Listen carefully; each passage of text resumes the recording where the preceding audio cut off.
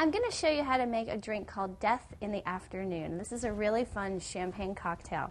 We're going to start with our ice because we're going to chill our anisette first. So Death in the Afternoon is essentially licorice liqueur, anisette, and champagne, but we want to keep our anisette nice and cold.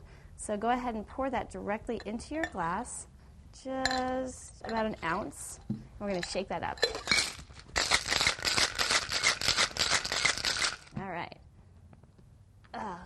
If your glass gets stuck, which mine does often, just grab a bar rag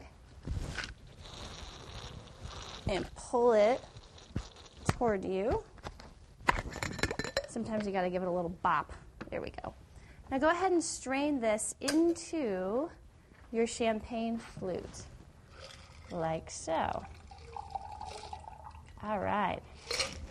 To that, we are going to add our chilled champagne, and we're going to fill that to the top. And there you have it, a delicious Death in the Afternoon. Cheers.